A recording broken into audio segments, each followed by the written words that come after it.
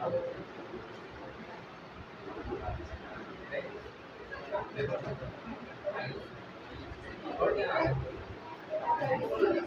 Topic है हम लोगों का ग्रेविटेशन।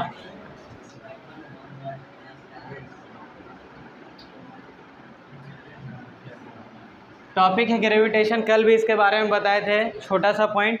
ग्रेविटेशन को हिंदी में हम लोग बोलते हैं गुरुत्वाकर्षण, और यही जो है ग्रेविटेशन फोर्स हो गया। अगर ग्रेविटेशनल फोर्स जिसको कि बोलते हैं, तो गुरुत्वाकर्षण बल। ग्रेविटेशन का सिंपली अगर बोला जाए तो इसी को एक और नाम से जानते हैं, जिसको हम लोग बोलते हैं ग्रेविटी। ये वर्ड बहुत लोग सुना होगा, ग्रेविटी। इसी को सिंपली अगर ग्रेविटेशन को बोलना है तो बोलते हैं ग्रेविटी। दोनों का मतलब सेम है। दोनों का मतलब क्या है? तो यूनिवर्स के अंदर, इस पूरे यूनिवर्स के अंदर कोई भी दो ऑब्जेक्ट जो है, यूनिवर्स के अंदर कोई भी दो ऑब्जेक्ट आपस में अट्रैक्ट करता है। यूनिवर्स के अंदर कोई भी दो ऑब्जेक्ट, चाहे छोटा हो बड़ा हो कुछ भी हो, हम हो सकते हैं, दीवार हो सकता है, ये ब्लैक बोर्ड हो सकता है, ये मार्कर हो सकता है, हम लोग हो सकते हैं, आपस में हो सकते हैं, कोई भी दो ऑब्जेक्ट हो, लिविंग हो नॉन लिविंग हो, उससे कोई मतलब नहीं है। हर एक दो ऑब्जेक्ट जो है यूनिवर्स के अंदर एक दूसरे को करता है अट्रैक्ट, और उसी को हम लोग बोलते हैं ग्रेविटेशन या फिर ग्रेविटी, वो अट्रैक्शन को। ठीक। अब जब यहाँ से आगे बढ़ेंगे इस चैप्टर में, तो ग्रेविटेशन का मतलब तो सिंपल सा है कि कोई भी दो ऑब्जेक्ट यूनिवर्स के अंदर एक दूसरे को अट्रैक्ट कर रहा है, ये हो गया इसका मतलब। फिर इस चैप्टर में हम लोगों को पढ़ना क्या है? तो इसका इंटेंसिटी के बारे में पढ़ना है कि अगर ग्रेविटी बोल रहे हैं हम लोग, ग्रेविटेशन बोल रहे हैं, तो उसका पावर कितना होगा। दोनों अट्रैक्ट कर रहा है अगर, तो कितना तेज़ी से अट्रैक्ट कर रहा है। या फिर जैसे मान लो कि दो भारी भारी ऑब्जेक्ट रखा हुआ है, बहुत बड़ा बड़ा, तो हम लोगों को दिखता है कि अट्रैक्ट कर रहा है, तो थोड़ा आपस में आमने सामने आ रहा है। लेकिन मान लो कोई दो हल्का ऑब्जेक्ट है, जैसे मान लो ये दीवार ही है और हम हैं, तो ऐसा फील नहीं होता कि हम इसके तरफ अट्रैक्ट हो रहे हैं या दीवार मेरे तरफ अट्रैक्ट हो रहा है। लेकिन यहाँ पे भी तो ग्रेविटेशन फोर्स लग ही रहा है। ग्रेविटेशन फोर्स का मतलब ये नहीं है कि सिर्फ़ और सिर्फ धरती पे लगे। ठीक। धरती के ऊपर होता है, वो तो बात सही है कि धरती के ऊपर होता है, लेकिन कोई भी दो ऑब्जेक्ट होगा आपस में एक दूसरे को अपनी ओर अट्रैक्ट कर रहा है, तो उसको भी हम लोग बोलते हैं ग्रेविटेशनल फोर्स या फिर ग्रेविटी। ये ग्रेविटी वर्ड जो है इसमें आया है, तुम्हारा जो आगे का वर्ड है ग्रेविटी। ठीक। ग्रेविटेशनल फोर्स को अगर तोड़ के लिखें तो ग्रेविटी लिखें। अब ग्रेविटी का सिंपल सा मतलब है, जहाँ पे भी GRA ग्रे वाला वर्ड है, मतलब जियोग्राफी से जुड़ा हुआ शब्द है, तो होता है उसका मतलब धरती, जियोग्राफी धरती। लेकिन यहाँ पे ऐसा कुछ नहीं ग्रेविटी में कि सिर्फ धरती होगा। जैसे बहुत लोगों के दिमाग में क्या होता है, वो वाला कहानी कि सेब था धरती पे गिरा, वहीं से ग्रेविटेशनल का शुरुआत हुआ, तो शुरुआत तो हुआ वहाँ से, लेकिन ये नहीं कि सिर्फ धरती अपने और अट्रैक्ट कर रहा है, उसी को ग्रेविटी बोलेंगे या फिर ग्रेविटेशनल फोर्स। कोई भी दो चीज़, अगर हम, ये दीवार, अगर ये मार्कर, दोनों आपस में कोई भी अट्रैक्ट कर रहा है, तो दोनों के बीच का अट्रैक्शन वाला फोर्स जो होगा वो होगा ग्रेविटेशनल फोर्स या फिर ग्रेविटी। ग्रेविटेशनल फोर्स कोई पूछता है तो ज़्यादा दिमाग नहीं लगाना है, सीधा बोलना है वैसा बल, फोर्स का मतलब होता है बल, वैसा बल जो दो ऑब्जेक्ट के बीच में लगे। ठीक। बस सिंपल सा डिफिनेशन। दो ऑब्जेक्ट के बीच में अगर कोई फोर्स लग रहा है तो उसी को हम लोग नाम देते हैं ग्रेविटी, चाहे वो कहीं पे भी हो, धरती से उसका कोई ऐसा नहीं खास रिश्ता है। उसके बाद जो है इसका इंटेंसिटी के लिए हम लोग पढ़ते हैं universal law of gravitation. Universal law of gravitation.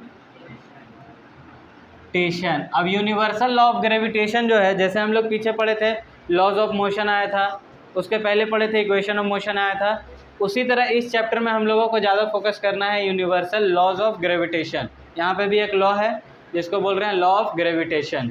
ठीक। क्योंकि चैप्टर का नाम है ग्रेविटेशन, तो लॉ उसी से रिलेटेड होगा, तो लॉ ऑफ ग्रेविटेशन। इससे थोड़ा आगे बढ़ेंगे तो यहाँ पे हम लोगों को पढ़ना है, ये हम लोग को पता होगा कि सन जो है इस तरह से बीच में होता है और इसके चारों ओर प्लैनेट्स जो है वो घूमते रहता है, इसी तरह का रास्ता बना रहता है प्लैनेट घूमने के लिए। तो अर्थ का नंबर कितने नंबर पे आता है? कहने का मतलब है सन है, उसके बाद पहला रास्ता, दूसरा रास्ता, तीसरा रास्ता, चौथा, ऐसे करके चल रहा है। तो अर्थ जो है कितने नंबर पे आता है? शायद तीसरा। और किसी का कोई जवाब? थर्ड नंबर पे। तो शायद नहीं, एकदम सही है, तीसरा नंबर पे ही जो है वो अर्थ आता है। पहला नंबर पे मरकरी होता है, ठीक। दूसरा नंबर पे किसी को याद है? वेनस? नहीं, वेनस तो नहीं होगा। मून तो, मून का अलग कॉन्सेप्ट हो गया। देखो ये सन है, सन के चारों ओर ऐसे अर्थ घूम रहा है और अर्थ के ऐसे चारों ओर जो है मून घूम रहा है। तो मून सिर्फ अर्थ का चक्कर लगाता है। हालांकि मून सारे प्लैनेट्स का है अलग अलग, लेकिन जब हम लोग अर्थ पे रह रहे हैं, अर्थ का बात कर रहे हैं, तो हम लोग बोल रहे हैं कि अर्थ के चारों ओर घूमता है मून। हालांकि सब प्लैनेट का अलग अलग मून है। बोलो। हाँ, मरकरी प्लैनेट का नाम है। सेकंड में वेनस। देखना एक बार, हमको भी एग्जैक्ट याद नहीं आ रहा है ध्यान में। वेनस, हमको लगता है वेनस, कंफर्म नहीं, एक बार देख लेना। थर्ड नंबर पे अर्थ है, इतना तो कंफर्म है। और अर्थ के ही चारों ओर घूमते रहता है मून, ठीक। अर्थ के चारों ओर। अब जब हम लोग बोलेंगे यूनिवर्सल लॉ ऑफ ग्रेविटेशन, इसको पढ़ेंगे, इससे आगे बढ़ेंगे, तब हम लोगों का एक और साइंटिस्ट है इस चैप्टर में जिसका नाम दिया हुआ है कैपलर्स। बुक खोलेंगे तो दिखेगा, बाकी उसको देखना घर में भी, बाद में कोई दिक्कत नहीं है। तो Kepler's law of planetary motion.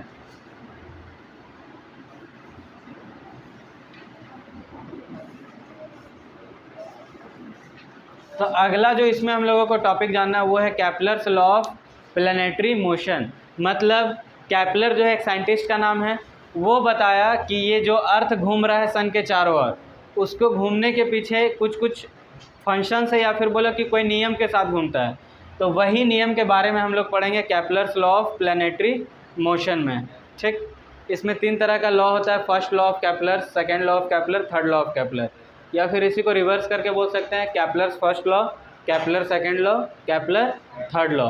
पहला लॉ में कुछ अलग कुछ के बारे में बताएगा, दूसरा में कुछ दूसरा के बारे में, वो सब जब पढ़ेंगे तब देखेंगे। अब इसके बाद जो है हम लोग इस चैप्टर में थर्ड टॉपिक जब इन करेंगे, तो हम लोग जैसे मान लो कोई भी ऑब्जेक्ट है, एक सिंपल सा बात पूछते हैं। मान लो एक बड़ा सा 5 kg का पत्थर है, ठीक, और एक ये मार्कर है। हम चढ़ गए इसके छत के ऊपर और एकदम दोनों को एक जगह से ऐसे करके गिरा रहे हैं, तो दोनों में से पहले कौन नीचे गिरेगा? पत्थर।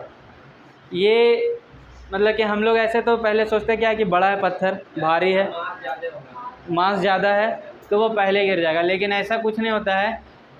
ये जब हम लोग बात करते हैं फ्री फॉलिंग का, ऊपर से गिराने का मतलब है फ्री फॉलिंग, वही हम लोगों का थर्ड टॉपिक भी है इसमें, फ्री फॉल, या फिर फ्री फॉलिंग भी लिख सकते हैं। तो जब हम लोग ऊपर से कोई चीज़ को गिरा रहे हैं, चाहे वो बड़ा मास का हो चाहे वो छोटा मास का हो, उससे वो कोई लेना देना, उससे वो इंडिपेंडेंट है, कोई लेना देना नहीं है। दोनों एक साथ गिरेगा, चाहे 5 kg का पत्थर गिरा हो चाहे ये मार्कर, दोनों ऐसे रखे हुए हैं, एक साथ छोड़े, धरती में दोनों एक साथ गिरेगा, क्योंकि उसको कोई फ़र्क नहीं पड़ता है कितना मास है। जो यहाँ पे फ्री फॉल हो रहा है, जो ग्रेविटी अपने और खींच रहा है किसी चीज़ को, वो उससे उसको मतलब कि उसको जो है कोई लेना देना नहीं है इसका मास से। इसके लिए एक नया टर्म हम लोगों को पढ़ना है यहाँ पे। हाँ, अब देखो एक तरफ 10 kg एक तरफ पेपर है, ठीक। तो बात है कि दोनों का ऐसा सरफेस एरिया होना चाहिए कि हम बोल रहे हैं वैक्यूम में, बात जो भी होगा, जैसे मान लो हम यहाँ पे गिराए तो यहाँ पे हवा भी रेजिस्टेंस के रूप में काम करेगा। अब मान लो एक हम शीट इस तरह का लिए हुए हैं और उसको गिरा रहे हैं, और एक हम छोटा सा बॉल लिए हुए हैं, ठीक। तो शीट जो है ज़्यादा एरिया कवर कर रहा है, अब हवा जो है उसको तो रोकेगा ना नीचे आने टाइम। ऊपर से कुछ गिराओ तो हवा थोड़ा रोकता है उसको, तो उसी तरह जब तुम पेपर गिराएगा तो पेपर तो हवा में तैरने लगेगा। बॉल बना के भी गिराओ तो उसमें ये जान लो कि हमारा जो है, जैसे मान लो ये रूम है, ठीक, इसके अंदर हम हवा ज़ीरो कर दिए हैं, एयर जो है एकदम ज़ीरो है, एयर है ही नहीं, मतलब वैक्यूम है। जब वैक्यूम है, चाहे तुम आप पेपर को फोल्ड करके गिराओ चाहे तुम सीधा रखो, दोनों साथ में गिरेगा। लेकिन जब हम बाहर गिराएंगे हवा में, तो बात क्या होता है कि हवा में रेजिस्टेंस का काम करता है। वो रेजिस्टेंस का मतलब उसको रोकता है, प्रतिरोधक, उसको रोक रहा है नीचे आने से। तो पेपर जो है वो लास्ट में गिरेगा और पहले गिर जाएगा तुम्हारा बॉल। लेकिन अगर हम लोग नॉर्मली बोले कि कुछ नहीं, हवा हुआ हम लोग कंसिडर नहीं कर रहे हैं, 2 ऑब्जेक्ट को लेके गए, दोनों को छोड़े हैं, तो दोनों जो है साथ में गिरेगा, चाहे एक भारी हो एक हल्का हो, कोई मतलब नहीं है। जैसे एक होता है तुम्हारा ये पेंडुलम वाला, हम लोग घड़ी का जो इस तरह से चलता है ना, ऑसिलेशन, तो हम लोग बोलते हैं कि उसमें अगर तुम भारी वज़न लटका दो या फिर उसको जो है एक छोटा सा बॉब लटकाओ, तो दोनों में से ज़्यादा मतलब टाइम कौन लेगा? तो सबके दिमाग में क्या आएगा? जिसमें एक भारी वज़न लगा हुआ है वो धीरे धीरे चलेगा, टाइम ज़्यादा लेगा। लेकिन टाइम ज़्यादा नहीं लेता, दोनों बराबर टाइम लेता है, चाहे वज़न ज़्यादा हो चाहे कम हो। सिर्फ वहाँ पे क्या होना चाहिए कि कोई रेजिस्टेंस नहीं होना चाहिए। रेजिस्टेंस का मतलब कोई उसको दूसरा फोर्स वहाँ पे काम नहीं करना चाहिए, जैसे हवा हो गया और भी कुछ कुछ होता है, फ्रिक्शन फोर्स होता है, तो ये सब कुछ नहीं होना चाहिए। अब यहाँ पे हम लोगों को इस चैप्टर में मेनली जानना है फ्री फॉलिंग के बारे में। फ्री फॉलिंग में होता क्या है, जैसे हम लोग इससे पहले वाला चैप्टर पढ़े थे तो एक नाम आया था एक्सेलरेशन, सबको याद होगा। तो एक्सेलरेशन जो है हम लोग क्या बोलते थे कि कोई भी ऑब्जेक्ट एक्सेलरेट कर रहा है, बताए थे चिंटू, याद होगा। कोई भी ऑब्जेक्ट एक्सेलरेट कर रहे हैं उसी को बोल रहे हैं एक्सेलरेशन। तो यहाँ पे भी जो है कोई भी ऑब्जेक्ट अगर हम ऊपर से छोड़े तो शुरू में तो उसका वेलोसिटी 0 था, धीरे धीरे उसका वेलोसिटी बढ़ेगा, चेंज हो रहा है ना। तो यहाँ पे भी एक्सेलरेशन होता है। अब यहाँ पे जो एक्सेलरेशन होता है उसको बोलते हैं acceleration due to gravity. Acceleration due to gravity. और इसी एक्सेलरेशन ड्यू टू ग्रेविटी को जी से रिप्रेजेंट करते हैं। वहाँ पे याद होगा एक्सेलरेशन को हम लोग रिप्रेजेंट कर रहे थे ए से। पिछला चैप्टर पढ़ा हुआ है तुम लोगों का, force and laws of motion पढ़ा हुआ है कुछ कुछ? नहीं, पहला चैप्टर मोशन, पहला चैप्टर जो है सबसे स्टार्टिंग फिजिक्स का मोशन, वो वाला गति, हाँ आधा पढ़ा हुआ है। तो उसमें एक्सेलरेशन को हिंदी में क्या बोलते हैं, कुछ लिखा हो, किसी को याद है? वेग। क्या वेग? तो मेरे ख्याल से वेलोसिटी को बोलते हैं ना, त्वरण या कुछ इस तरह करके लिखा हुआ है उसमें। देखो हिंदी में पहला चैप्टर ऐसे पार करते जाओ, हेडिंग टॉपिक जो होगा त्वरण या कुछ इस तरह से लिखा हुआ है। ला ना, हम दिखाते तुरंत। 108 नंबर निकाल लो, मोशन चैप्टर।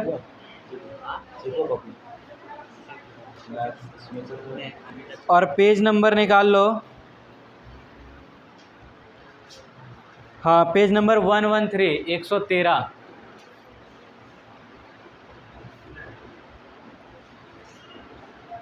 113। पेज नंबर निकला। उसमें देखो 8.3 जो दिया हुआ है उसके नीचे आओ, अर्थात त्वरण इज इक्वल्स टू वेग में परिवर्तन बटा लिया गया समय, लिखा हुआ है ना। तो यही त्वरण के बारे में बता रहे हैं। एक्सेलरेशन का मतलब होता है त्वरण, यही त्वरण को इंग्लिश में बोलते हैं एक्सेलरेशन। तो एक्सेलरेशन जब हम लोग मोशन में पढ़े थे तो हम लोग उसको ए से रिप्रेजेंट कर रहे थे और उसका वैल्यू निकालते थे कि कितना हम लोग एक्सेलरेट किए हैं। जैसे कोई गाड़ी चला रहा है तो गाड़ी चलाते वक्त क्या होता है, एक्सेलरेटर होता है तेज करने के लिए, वेलोसिटी चेंज करने के लिए। तो वही यहाँ पे जब आएगा तो उसी का नाम हो जाता है एक्सेलरेशन ड्यू टू ग्रेविटी। उस ग्रेविटेशनल फोर्स के कारण जो एक्सेलरेशन हो रहा है उसी को बोलते हैं एक्सेलरेशन ड्यू टू ग्रेविटी। तो यहाँ पे भी त्वरण का बात होगा। और यहाँ का त्वरण जो है वो होता है फिक्स्ड, वो होता है तुम्हारा 9.8 मीटर पर सेकेंड स्क्वायर। इसका यूनिट होता था मीटर पर सेकेंड स्क्वायर, याद होगा तो। और ये फिक्स्ड होता है 9.8 मीटर पर सेकेंड। ये 9.8 कैसे आया इसके बारे में भी हम लोग पढ़ेंगे, अभी बस थोड़ा सा खाली समझना है। अब इसके बाद जब इससे आगे बढ़ते हैं तो यहाँ पे थोड़ा थोड़ा छोटा छोटा पॉइंट्स पढ़ना है हम लोगों को। इधर हम लोगों को जितना भी हुआ धरती के बारे में पढ़ना है। फिर अगला टॉपिक में जो पढ़ना रहेगा वो पानी के बारे में पढ़ना रहेगा, फ्लूइड। ठीक, अगला टॉपिक में पूरा पानी के बारे में पढ़ना है। तो वहाँ पे तुम्हारा कैसे कैसे फोर्स लग रहा है, ग्रेविटी कैसे काम कर रहा है पानी के अंदर, वो सब देखेंगे। एक एक करके जो है लिखते भी चलते हैं और देखते भी चलते हैं, ज़्यादा अच्छा रहेगा। तो आप कॉपी जो है चैप्टर पहले लिख लो, वहाँ पे चैप्टर का नाम हेडिंग में। इसको मिटा रहे, ये सब से हम लोगों को कुछ मतलब नहीं है, ये बस हम लोगों को जानना था।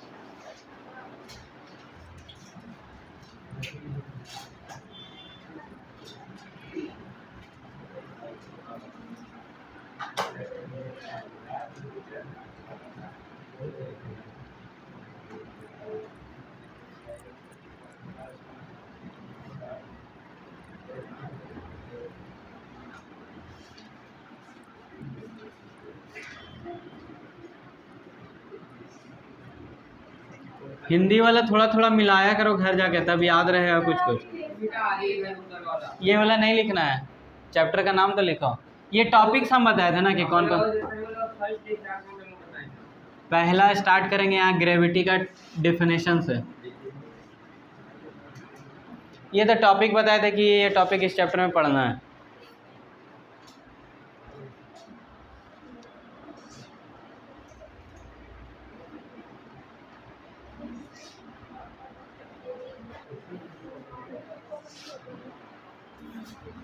पहला लिखना ग्रेविटी का डिफिनेशन। हाँ,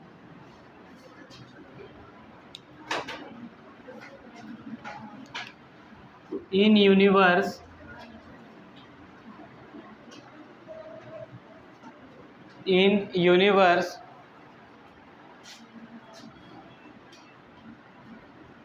two bodies attract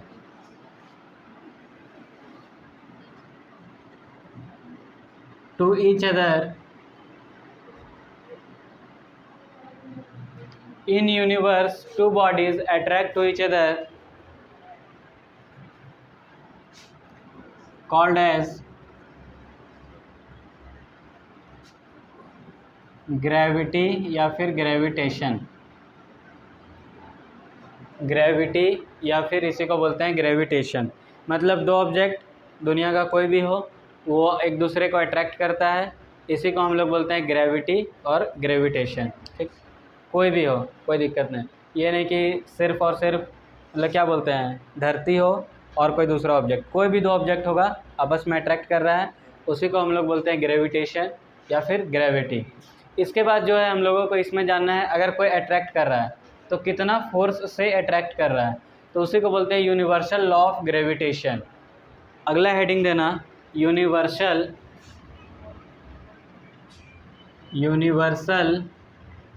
law of gravitation.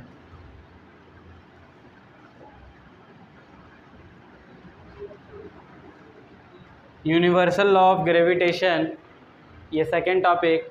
और इसका स्टेटमेंट में लिखो, यूनिवर्सल लॉ ऑफ ग्रेविटेशन का स्टेटमेंट में लिखना है, ये बोल के लिखो है चलेगा। लिखो, two bodies in the universe, two bodies in the universe attract to each other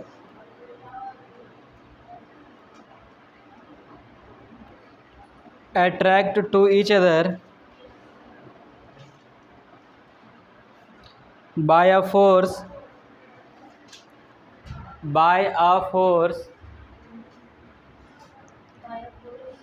two bodies in the universe attract to each other by a force which is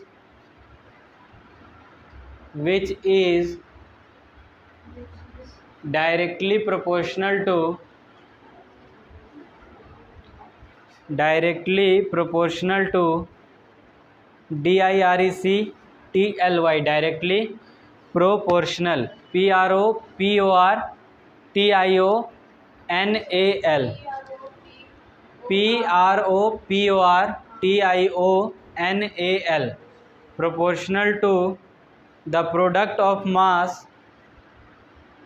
proportional to the product of mass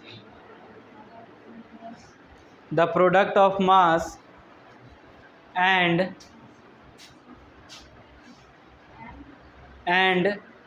the distance and the square लिखना, and the square इस तरह से लो, वहाँ से लिख दे रहे हैं, and the square of distance between them, square of distance between them।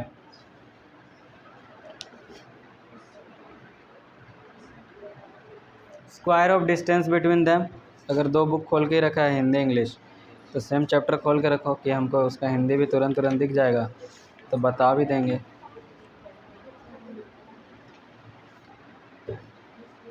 Square of distance between them, यही है यूनिवर्सल लॉ ऑफ ग्रेविटेशन, या फिर हिंदी में इसको बोलते हैं गुरुत्वाकर्षण का सार्वत्रिक नियम।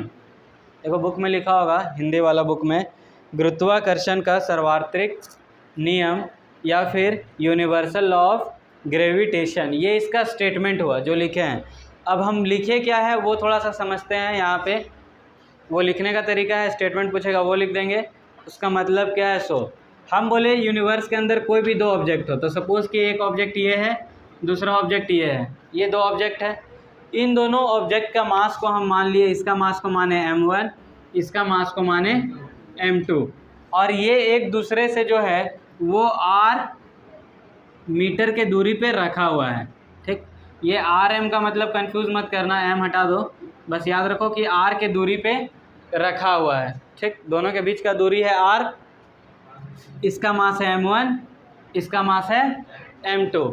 हम जब लिखे हैं यूनिवर्सल लॉ ऑफ ग्रेविटेशन, तो हम बोले कि धरती यूनिवर्स के अंदर कोई भी दो ऑब्जेक्ट है वो एक दूसरे को अट्रैक्ट करता है, और कुछ इस तरह से अट्रैक्ट करता है कि उसका जो फोर्स होगा, इसी तरह का स्टेटमेंट है कुछ। एक बार किसी के पास लिखा हुआ तो पूरा पढ़ो स्टेटमेंट। नहीं, यूनिवर्सल लॉ ऑफ ग्रेविटेशन का स्टेटमेंट।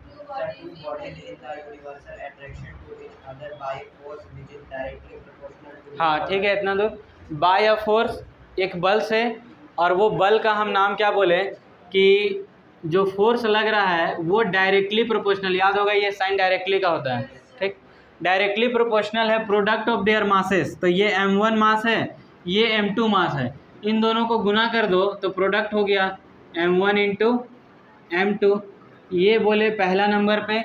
और उसके बाद बोले एंड स्क्वायर ऑफ, अच्छा उसके आगे क्या लिखे, and directly proportional to masses वाला product of masses and square of, square के पहले थोड़ा सा ना ऐड करना है, एंड के पहले। ठीक, एंड के पहले मास बता रहे हैं, एंड इनवर्सली प्रोपोर्शनल ऐड करना था, इनवर्सली प्रोपोर्शनल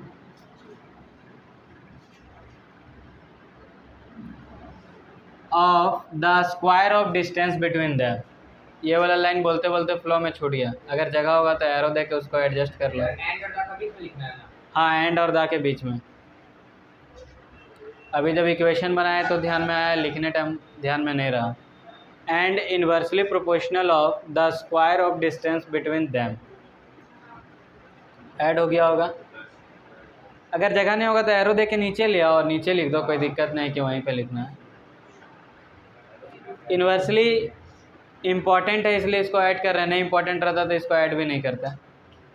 तो पहला पॉइंट बोले हैं यहाँ पे, फिर से आ जाओ पहला पॉइंट पे। पहला पॉइंट बोले हैं कि F जो है वो डायरेक्टली प्रोपोर्शनल है m1 इंटू m2 के प्रोडक्ट ऑफ देयर मासेस, और यही F जो है वो इन्वर्सली प्रोपोर्शनल है square of distance between them के।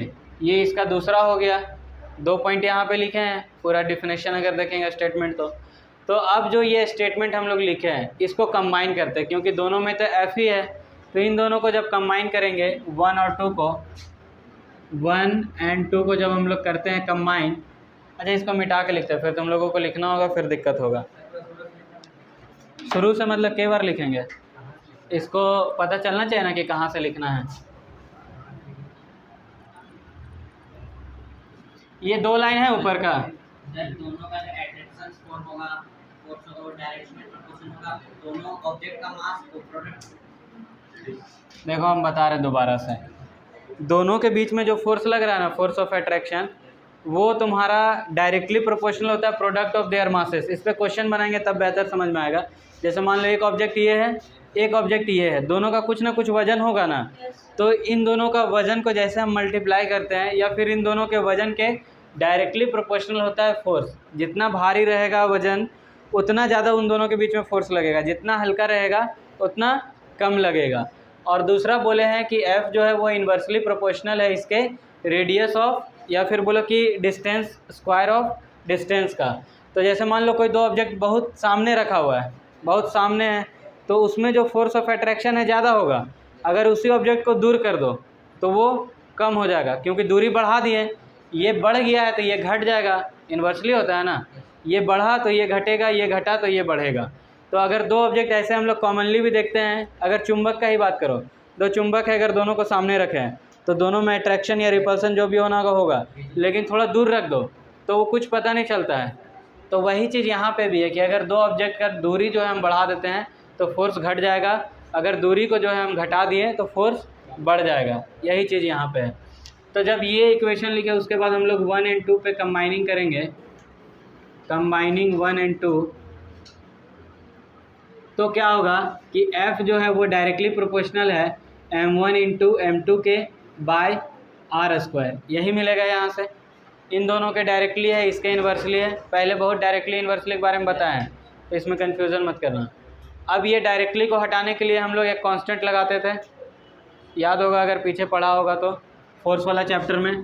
तो F को यहाँ पे हम लिख दें इक्वल टू, अब यहाँ पे एक कांस्टेंट लगाना होगा, उस कांस्टेंट का नाम है G, उस कांस्टेंट का यहाँ पे नाम हो जाएगा G, और ये है m1 पहले से, ये m2 बाय आर स्क्वायर। यहाँ से एक फार्मूला बन के आ गया कि ग्रेविटेशनल फोर्स जो होगा, ग्रेविटेशनल फोर्स जो होगा वो कितना होगा, तो Gm1 m2 by R square, ये ग्रेविटेशनल फोर्स का हो गया वैल्यू। अब ये तो G कांस्टेंट है तो इसका कुछ पहले से वैल्यू फिक्स्ड है, तो ये G को हम लोग बोलते हैं ग्रेविटेशनल कांस्टेंट, इसी G को नाम देते हैं ग्रेविटेशनल कांस्टेंट, और इसका वैल्यू जो है वो फिक्स्ड है। ग्रेविटेशनल कांस्टेंट का वैल्यू होता है 6.67 इंटू 10⁻⁻11, ये याद रखना होगा, दूसरा कोई उपाय नहीं। एग्ज़ाम में बहुत रेयर है कि देगा, तो ग्रेविटेशनल कांस्टेंट का वैल्यू है 6.67 इंटू 10⁻⁻11 न्यूटन मीटर स्क्वायर पर केजी स्क्वायर, ये इसका यूनिट है। यूनिट कैसे आया वो तो अभी पता चल जाएगा, लेकिन हम लोगों को ये वैल्यू याद रखना होगा, वैल्यू दिया नहीं रहता है। 6.67 इंटू 10⁻⁻11 न्यूटन मीटर स्क्वायर पर केजी स्क्वायर, इतना दूर पहले लिखो, ये वाला फिगर पहले बना लेना और उसके बाद ऊपर से लिखना स्टार्ट करना।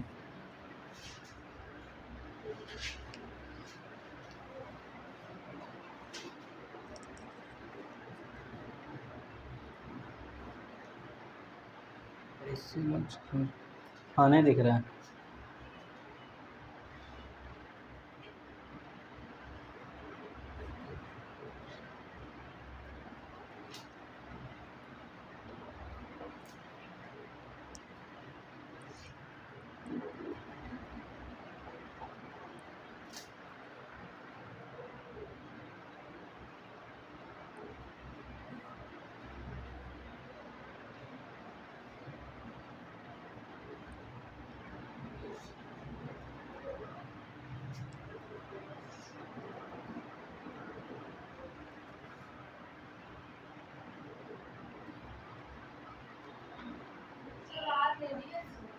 आर रेडियस नहीं, पहले ही बोले। अच्छा इसको हम लिख दे रहे हैं, कौन चीज़ क्या है वो लिख दे रहे हैं, पहले इसको लिख रही है तो यहाँ पे लिख लो।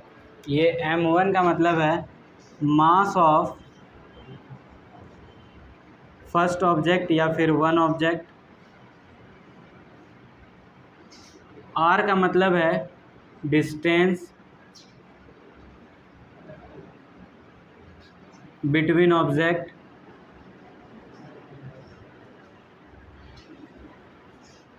और m2 का मतलब है मास ऑफ सेकेंड ऑब्जेक्ट।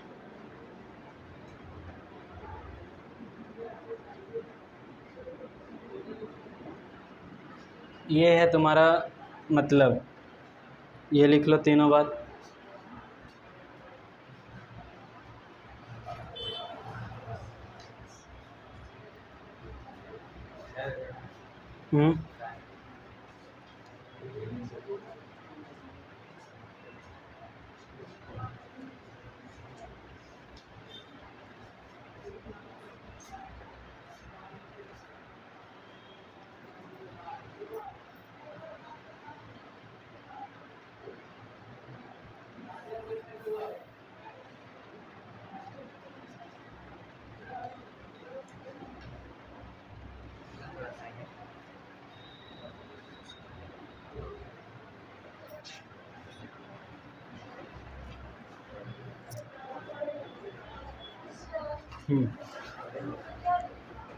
कौन सा जगह? ये इसमें एंड 1 और 2 दिए ना, 1 एंड कंबाइनिंग 1 and 2, कंबाइन कर रहे हैं एक और दो दोनों इक्वेशन को, तो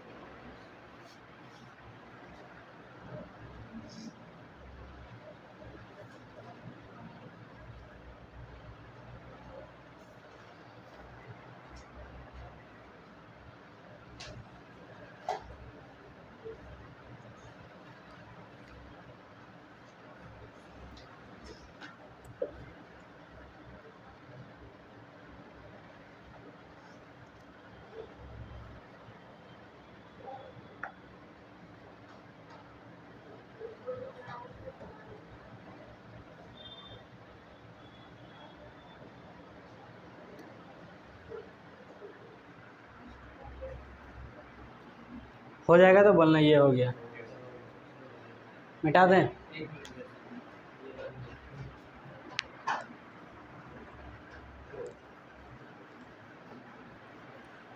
अच्छा, यहाँ से जितना भी वैल्यू आएगा ग्रेविटेशनल फोर्स का, उसका यूनिट क्या लिखेंगे?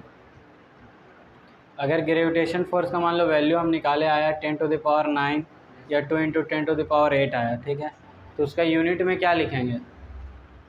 कैसे पता चलेगा कि ये फोर्स है? फोर्स का यूनिट क्या होता है? न्यूटन। तो चाहे वो ग्रेविटेशनल फोर्स हो चाहे कोई भी फोर्स हो, यूनिट में हम लोग लिखेंगे न्यूटन। ठीक, याद रखना ये चीज़। अभी इस पे क्वेश्चन बनाएंगे आगे, और आज ही बनाएंगे। मिटाएं इसको।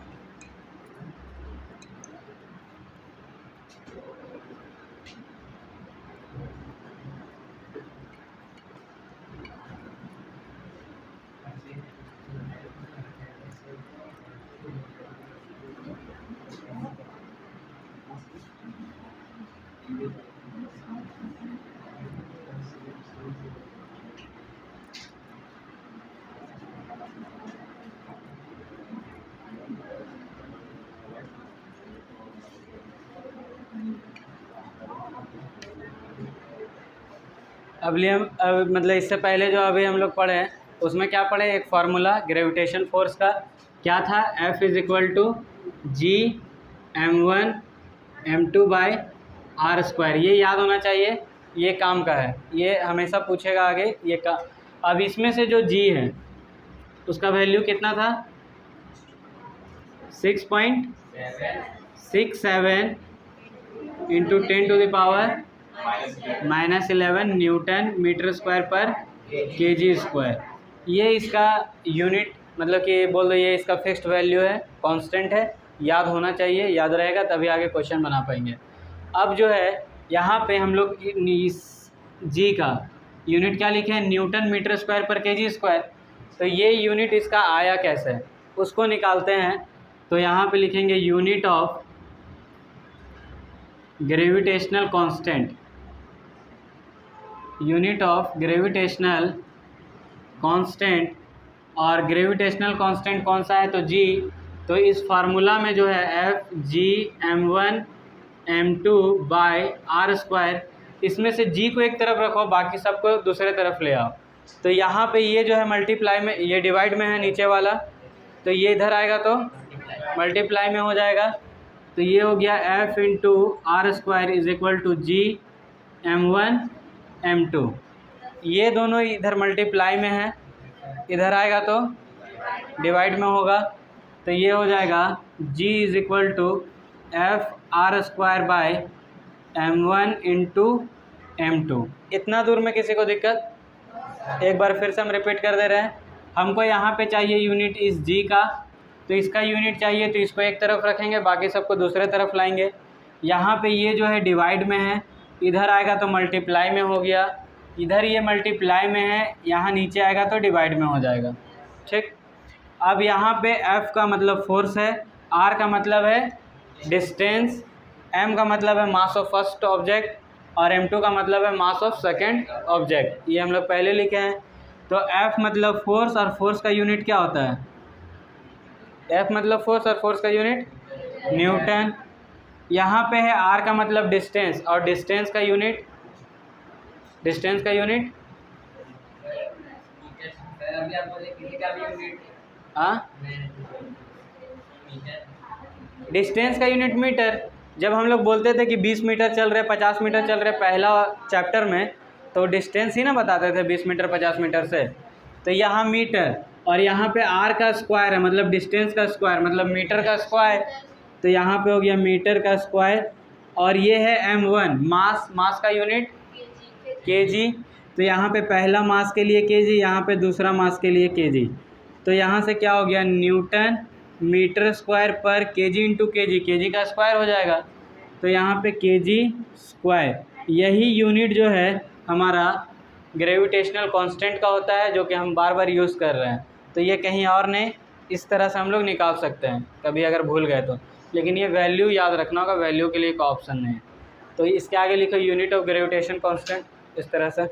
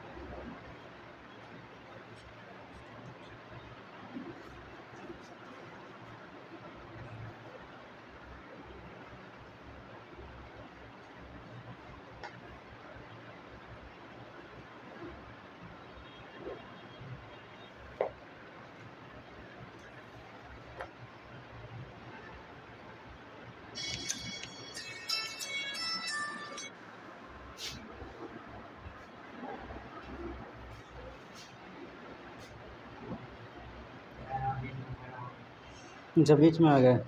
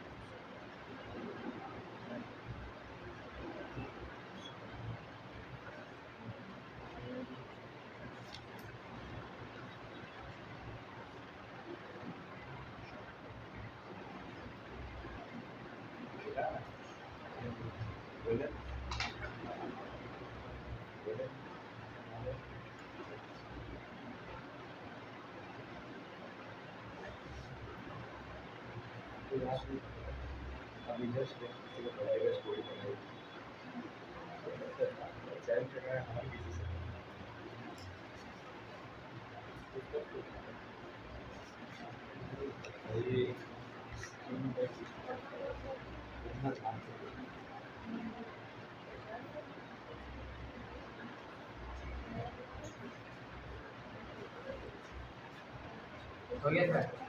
आगे एक क्वेश्चन बोल रहे हैं, लिखो क्वेश्चन इस बार बनाना है।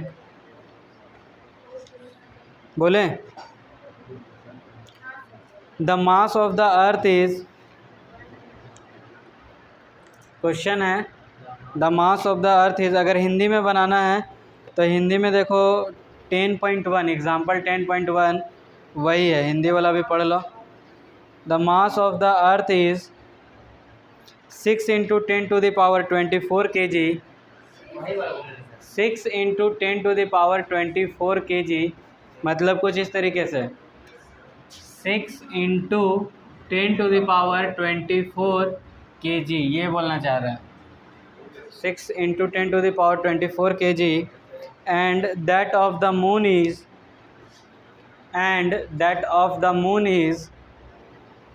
7.4 into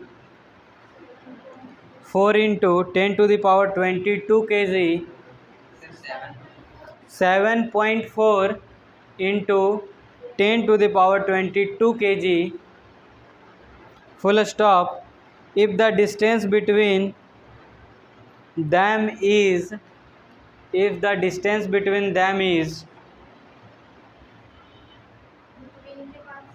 between them is 3.84 into 10⁵ kilometer, 10⁵ kilometer, 3.84 into 10⁵ kilometre, comma, calculate the force exerted by the earth on the moon. Calculate the force exerted by the earth on the moon. देखो हिंदी में 10.1 लिखा हुआ है, पृथ्वी का द्रव्यमान फोर्स, बस exerted by the earth on the moon, लेकिन calculate the force काफ़ी है, उतना ही फोर्स निकालना है। हिंदी में 10.1 दिया होगा, पृथ्वी का द्रव्यमान 6 गुने 10⁻24 kg है, तथा चंद्रमा का द्रव्यमान 7.4 गुने 10⁻22 kg है। यदि पृथ्वी तथा चंद्रमा के बीच की दूरी 3.84 गुने 10⁵ किलोमीटर है, तो पृथ्वी द्वारा चंद्रमा पे लगाए गए बल का परिकलन कीजिए। ये है हिंदी में क्वेश्चन, मतलब वही फार्मूला लगेगा, gravitational force F = G m1m2/r²। एक मून है और एक अर्थ है, उसके बाद बनाने का कोशिश करो, फिर हम बताएंगे। फार्मूला जो बताएं अभी वही लगने वाला है, बोर्ड पे लिखा हुआ भी है, अभी मिटाए भी नहीं है।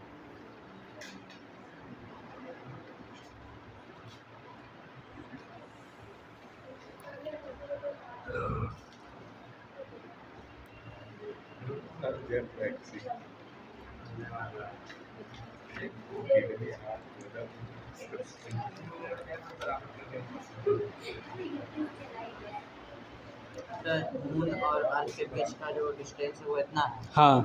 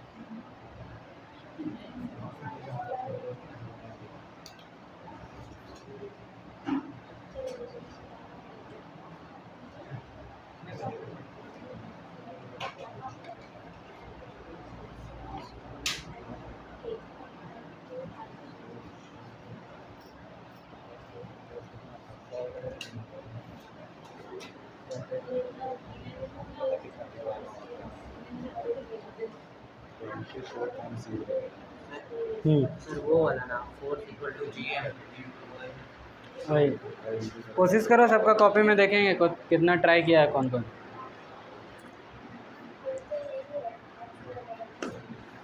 हिंदी में भी क्वेश्चन बता ही दिए हैं कौन सा है, और इंग्लिश में भी क्वेश्चन बता दिया है।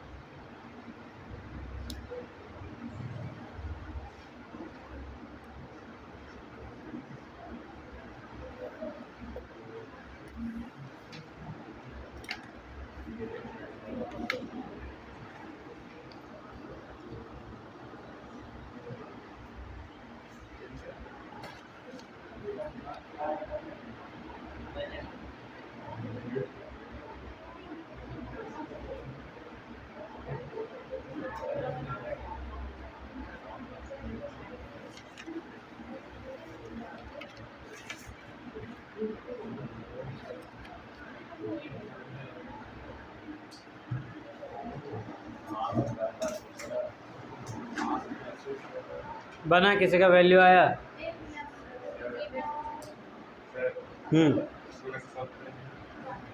किसको सॉल्व करना है? केजी में तो दिया, उसको सॉल्व क्या चीज करेगा? हाँ, तो उसको सॉल्व करके तुम फंसना चाहता है क्या? 10 टू द पावर दिया हुआ मतलब इजी है, तुम उसके आगे 24 को जीरो बैठाएगा, समझ रहा है कितना टाइम लगेगा? तो वो तो अच्छा है कि 10 टू द पावर में दिया हुआ है, तो सॉल्व इसमें क्या करना है? हाँ, किलोमीटर में दिया है तो उसको मीटर में तो करना होगा।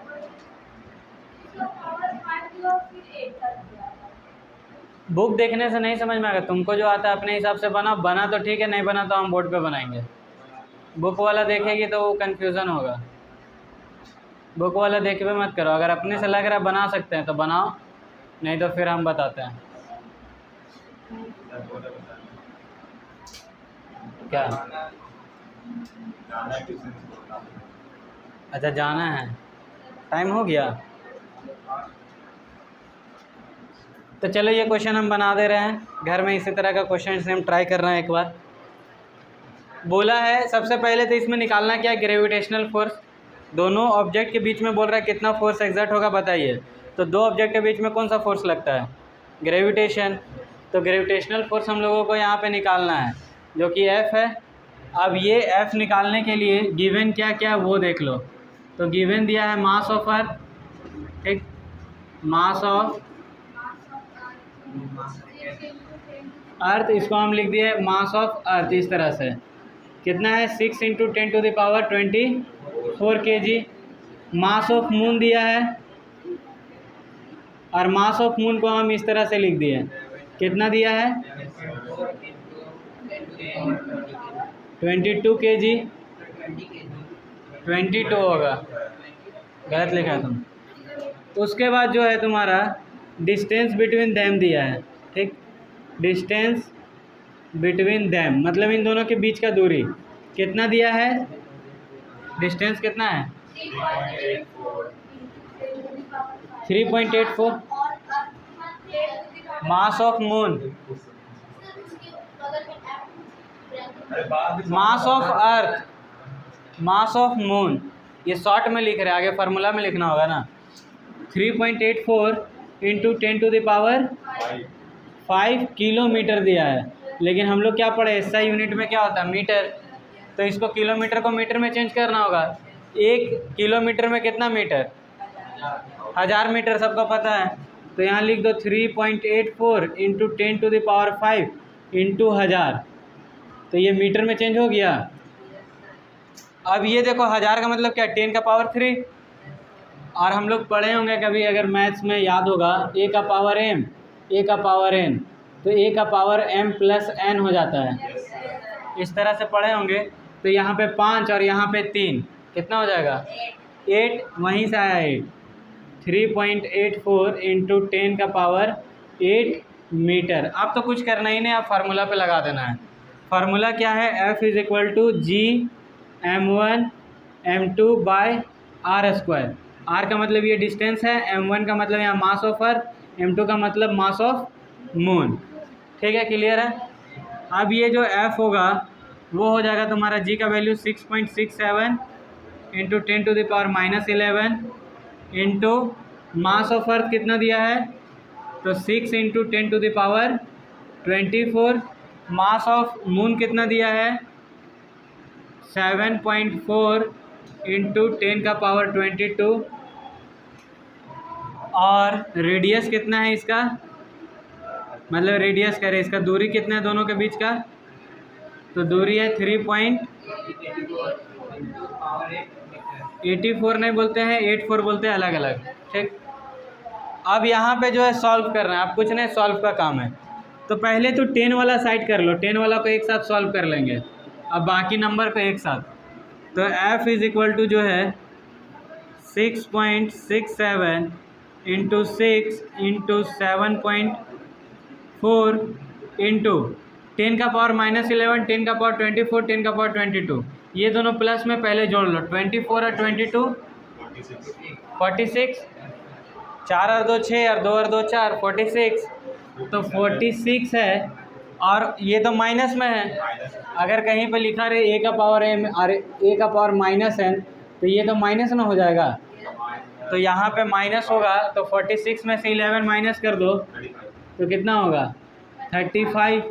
तो इंटू 10 का पावर 35 और नीचे है 3.84 इंटू 10 का पावर 8। इतना दूर किसी को अगर समझ में नहीं आया तो पूछ सकता है।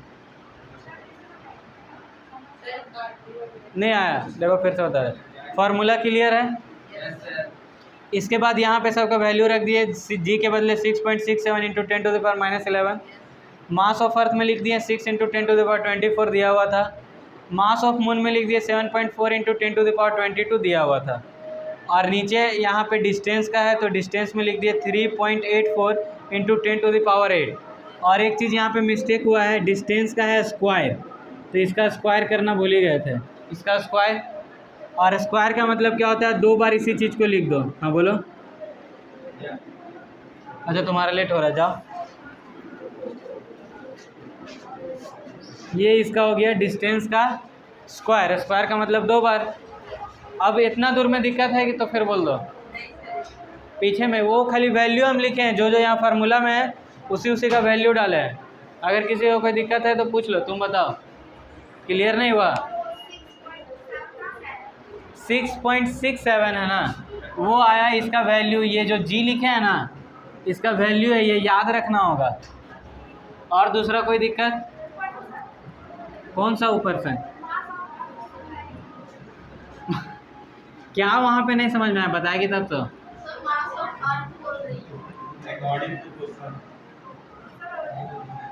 मास ऑफ अर्थ जो है ना वो तो क्वेश्चन में दिया हुआ है। हाँ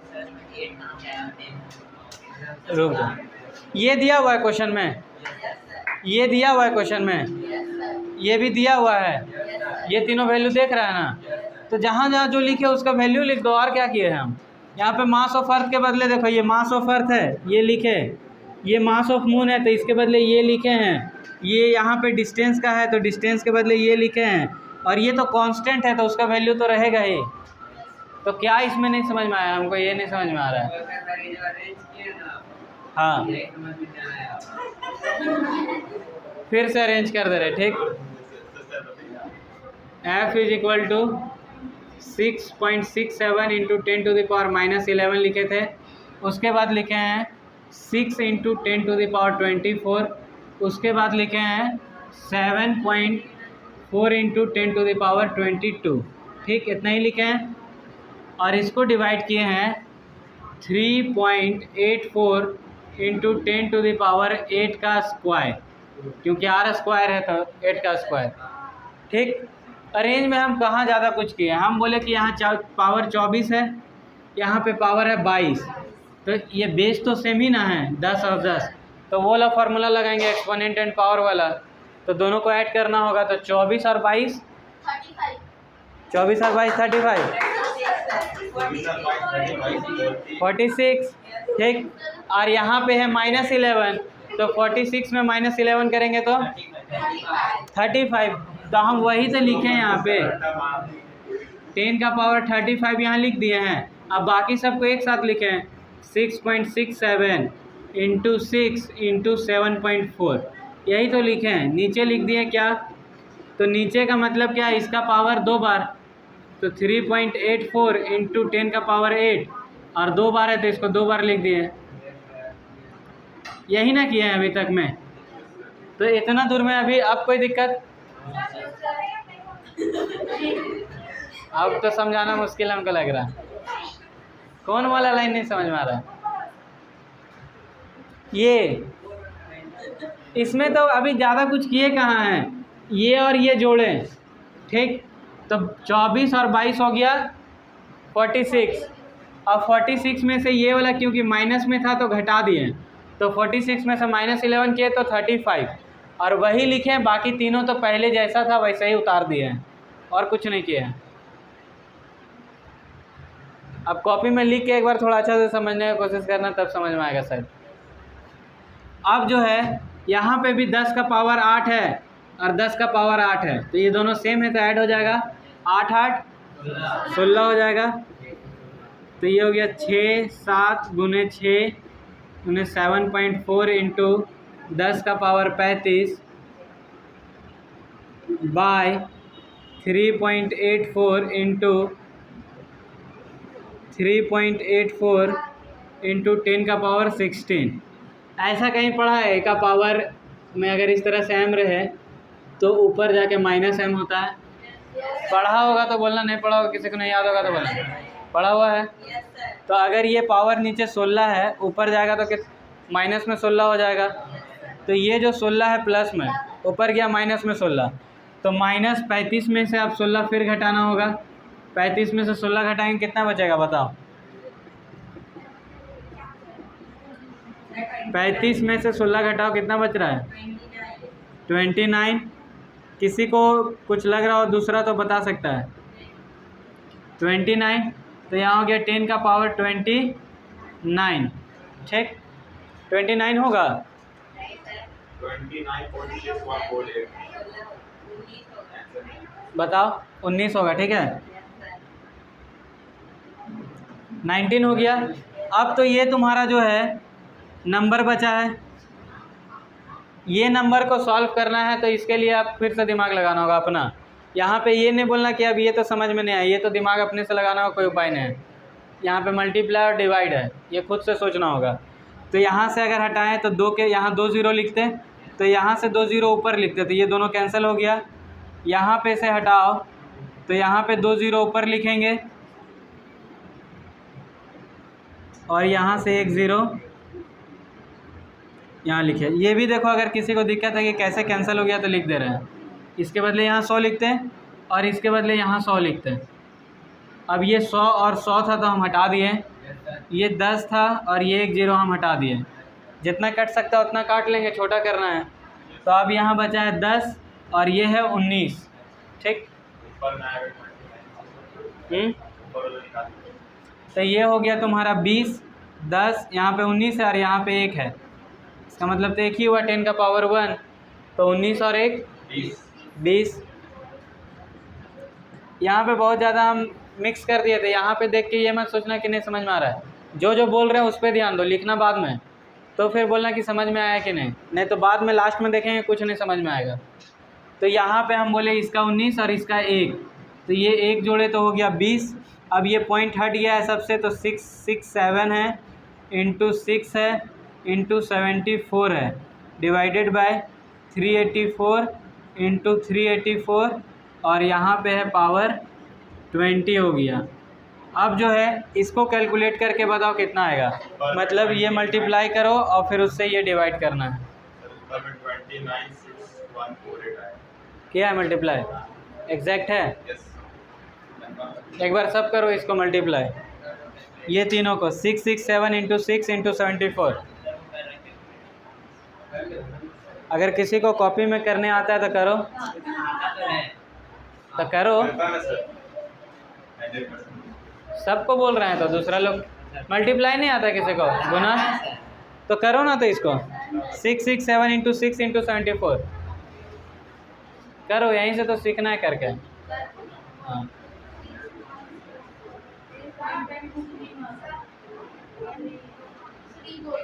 क्या नहीं समझे क्या बोल रहे हैं? नहीं,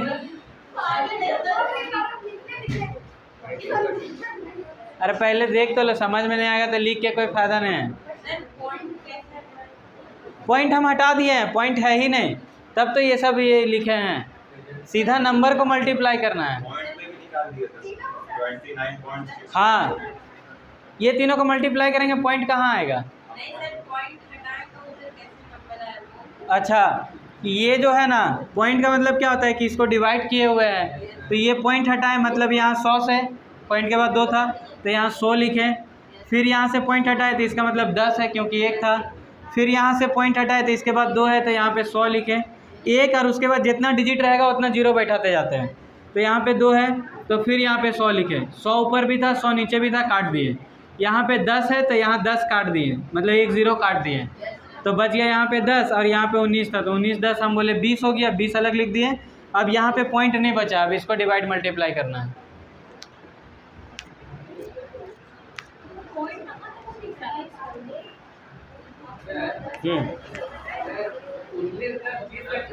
सर फ्री हो गए? सर बाहर हैं?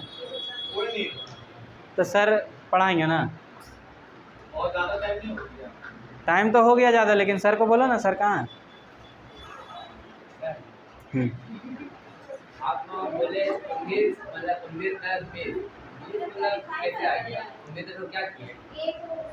अरे वही वाला फार्मूला लगाए, एक में पावर 19 है और एक में पावर 1 है, तो m प्लस n 19 प्लस 1 कितना होता है? 20। वो वाला याद रखना होगा फार्मूला।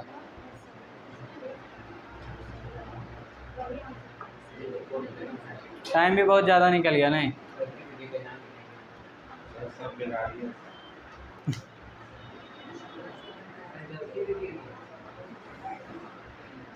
इतना टाइम एग्ज़ाम में ले लेंगे मल्टीप्लाई में तो कितना आया? सर हम तो करते हैं। हाँ मारेंगे 2 लाख खींच के।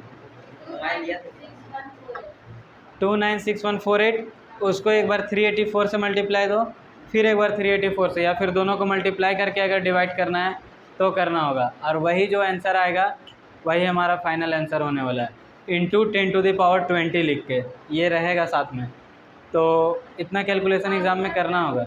हाँ एग्ज़ाम में करना होगा, ऐसा क्वेश्चन आएगा। एग्ज़ाम 147456 नीचे का। एग्ज़ाम में करना होगा इतना खुद से, वहाँ पे कोई ऑप्शन नहीं, मल्टीप्लाई आता है इतना लंबा लंबा, और इसी तरह का आता है क्वेश्चन। हो जाएगा तो ठीक है, कल 3-4 क्वेश्चन देंगे इस पर नेक्स्ट डे, ठीक है। ये वाला घर से सॉल्व करना खुद से, आज टाइम बहुत ज़्यादा हो गया। कुछ नहीं करना है, इस तीनों को मल्टीप्लाई करके जो वैल्यू आएगा इन दोनों को मल्टीप्लाई करके जो आएगा डिवाइड करना है। इस पे 3-4 क्वेश्चन अगला दिन हम बनाएंगे फिर से। 10 से नहीं करना, ये 384 जो लिखा हुआ है ना, इससे इंटू 384 इससे डिवाइड करना है। नेक्स्ट जो है नेक्स्ट डे जब भी रहेंगे हम लोग तो इससे 3-4-5 क्वेश्चन बनाएंगे। इसी तरह का कैलकुलेशन आता है एग्ज़ाम में, तो हम लोगों को ये कैलकुलेशन आना चाहिए, नहीं आएगा तो गड़बड़ हो जाएगा। और कुछ नहीं तो वो एक्सपोनेंट वाला नियम याद करके आना, a का पावर mn वाला, उसमें कंफ्यूज मत करना।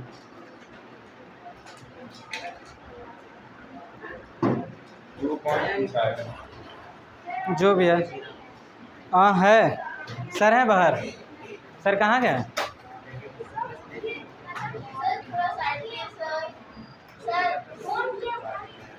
ओ इतना लिखो फिर जाओ।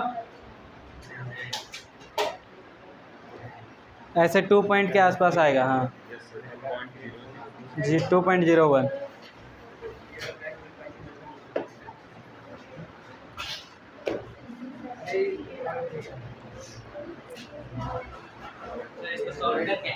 जी सॉल्व करके आएंगे, और 4-5 सॉल्व यहाँ पे भी हम लोग करेंगे।